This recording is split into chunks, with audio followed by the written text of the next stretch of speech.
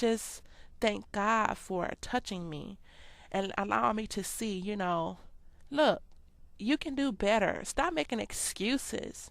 Don't make excuses for why you are acting the way that you acting. You have to learn to let go. And that was my problem. There was things that was going on between, me and my husband, to where I wasn't happy, trying to make him be something that ultimately isn't, all those things. And I wanted him to try to be this and that for the as being a part of the church and all those other things, when eventually, yes, he came to those things, but it had to be in God's timing. Because we can prematurely push people into doing stuff, or we can prematurely do things ourselves that God is not telling us to do, and we can cause so much drama. And so a lot of the times the um expressions and what they saw from me was because of the drama that I was causing in my own home, drama that I was causing, with my husband, and um and sometimes he was doing things that caused me to be upset, that was above and beyond the things that, I mentioned before. But I had a hard time letting stuff go. Just let it go. You don't you don't have control over that, because while you upset and frustrated with that person and allowing your day to just be totally destroyed, you could have just, let go and let God for real. Can we do that? Can we ultimately let go and let God for real? Or are we just, we like the sound of it. And there was a point where, I like the sound of it. And I may say, okay, I forgive you, but you gonna still see. You was still gonna see that I was upset, and you still was gonna know that I was upset and frustrated with you because you didn't do things how I wanted you to do them, or because things just didn't go the way that I wanted them to go. And I can say now that I'm to a point with the help of God that yes, I get upset, yes, I get angry, yes, I have things that I go through, but I realize that, look, ultimately I'm gonna kill myself. I'm gonna kill myself physically and spiritually, by not letting stuff go, by making excuses of why, to be downright mean, just to be downright mean and withdrawn from people. And when you have a calling that's for people, how can you be that way? You can't. And so I had to make up in my mind that I was gonna just start letting go and letting God take control. Um, and when I say control, I'm not saying be His puppet. God, because God is not like that. He's not like that. But just saying, Father, I give this all over to you, because what I felt in my heart, what I was feeling in my heart was not what was being displayed. And that's what I want to be displayed, what's in my heart.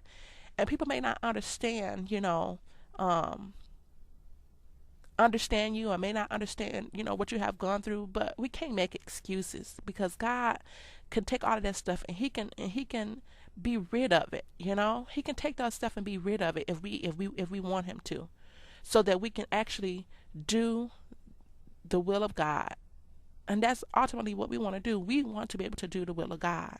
And how are we going to be able to do that if people can't even look at you without you snaring up your nose, rolling your eyes, popping your lips, you know, ready to jump down that throat, and anything that is not how you want it to be? Because there is a right way and there's a wrong way to do anything.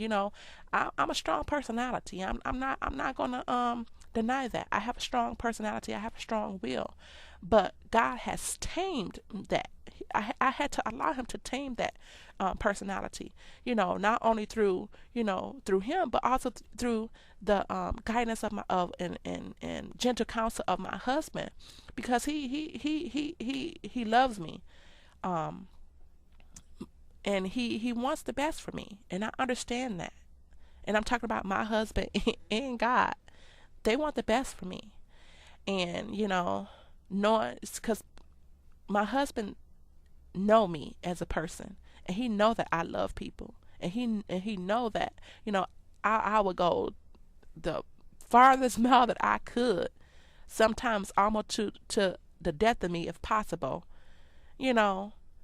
But he was just saying to me, you are so nice. You are such a good person. But what other people see about you is not who you really are.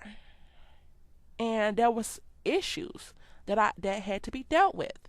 We have to let God cleanse us and make us new. He has to cleanse us. And we have to be willing to allow him to cleanse us. So my question is, what are you going to do today? I know that I can go into a lot more detail, and I can go into, a lot of stories about just different examples of where I didn't allow myself to be approachable to people like I should have. But then when your heart, when you have a good heart, but then you have hurts that are in your heart, and you have hurts that are a part of your being, it can sometimes stifle you from actually moving forward. And so if we make up have made up in our mind that we are children of God, and that we trust that he's not going to do something to us that is going to be harmful to us, then we can have change. And I have realized that I can have change in my life, and that I can let go of that stuff that I thought that was just upon me forever and ever and ever. But I realized that it's not, and I don't have to accept those things back into my life. So, are you going to be approachable? Are you going to make yourself approachable to people? Some people, you may not necessarily want to deal with because of different things that have happened and all that stuff, but let's not make excuses why we cannot have an open hand and an open heart to make a change. Give people a chance. So I'm just thankful today.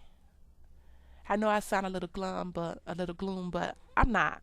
I'm really excited. Just so much information is going on in my mind right now that I want to share, but it's just not the time to share it.